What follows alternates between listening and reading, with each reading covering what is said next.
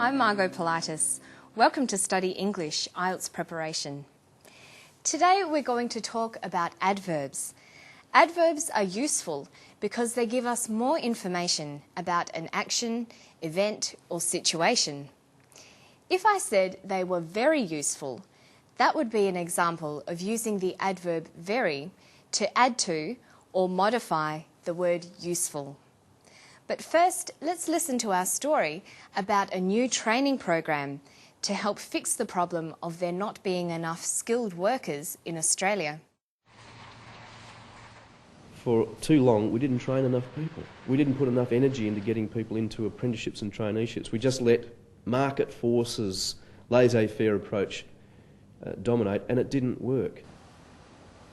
We've established a school apprenticeship link program, which this year will have 500 young West Australians, predominantly but not totally boys, providing them with apprenticeships, basically, that they can take up in the mining and other industries. Fortunately, I don't think it has been left too late, so long as we very proactively tackle the situation now and don't delay any longer. Okay, let's look more closely at adverbs. Adverbs work by modifying words. Adverbs modify verbs, adjectives, other adverbs, or preposition phrases. Using adverbs correctly will improve your communication skills. They answer such questions as how often, when, where, and why. Because they have different functions, it's useful to describe adverbs according to categories. Here are some of the categories that adverbs can be divided into. Adverbs of frequency: occasionally, usually, frequently, often. Adverbs of place: somewhere, here, outside. Adverbs of manner: quickly, carefully, suddenly. Adverbs of degree: really, fairly, very, rather, extremely. And finally, focusing adverbs: specifically, only, particularly. Did you notice that most of these adverbs end in the suffix ly? Many adverbs are formed by adding ly to an adjective. For example, frequent plus ly, frequently. Careful plus ly, carefully. Quick plus ly, quickly. Real plus ly, really. Let's listen to Alan Carpenter, a state government minister, talking about an apprenticeship program. He uses a number of ly adverbs. Can you identify the category they belong to? We've established a school apprenticeship link program, which this year will have 500 young West Australians, predominantly but not totally boys, providing them with apprenticeships, basically, that they can take up in the mining and other industries. Alan uses the adverbs predominantly and totally. These are degree expressions. They're adverbs of degree. Adverbs of degree can answer questions such as to what extent or to what degree. They also function as modifiers of adjectives and adverbs. Look at this sentence.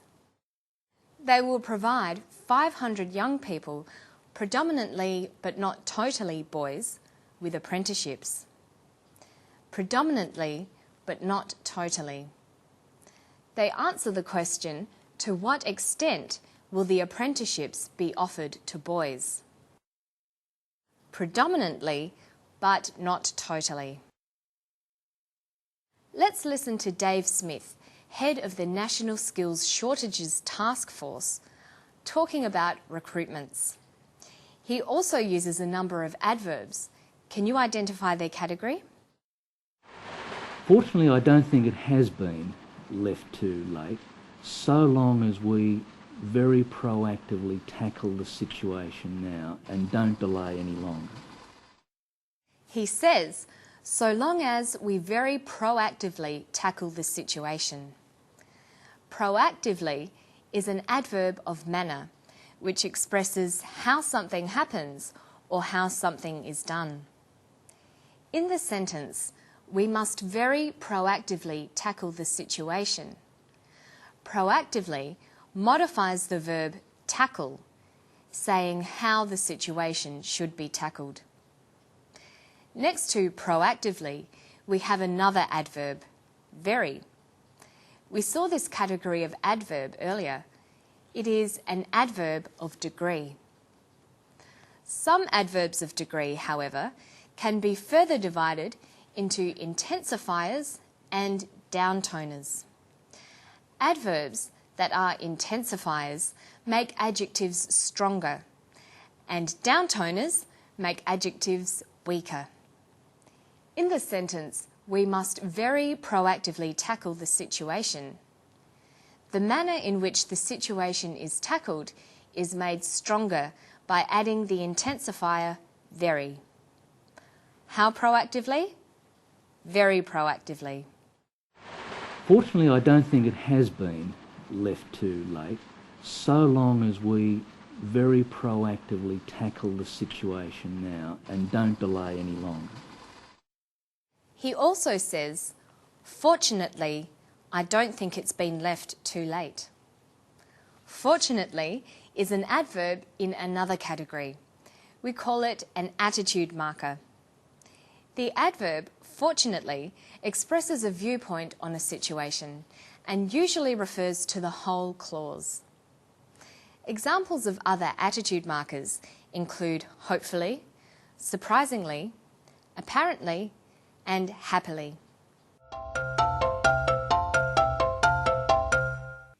Okay, now let's consider how many words and phrases used in English are borrowed from other languages. Some are pronounced as if they were English. For example, questionnaire and restaurant are from French, but pronounced in an English way. However, other words reflect the spelling and pronunciation of the original language, like détente and ballet. English borrows words easily. These words fill gaps in our language. Most of the vocabulary in English for ballet, for example, derives from French. Let's listen to Alan Carpenter talking. Can you identify the foreign word and the language from which it was borrowed? We didn't put enough energy into getting people into apprenticeships and traineeships. We just let market forces, laissez-faire approach dominate, and it didn't work. He uses the phrase laissez-faire. Laissez-faire is a borrowing from French. It closely reflects the pronunciation of the original language and the original spelling. Do you know the meaning of the phrase?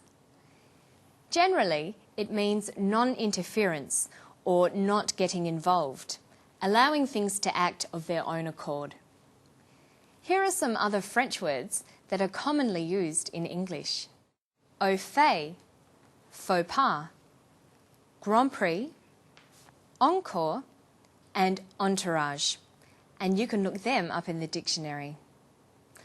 Okay, so today we've looked at adverbs and then talked about words borrowed from other languages into English. To find more on today's story and lots of other help and information, you can go to our website at abcasiapacific.com/study English. I'll see you next time for more. Bye-bye.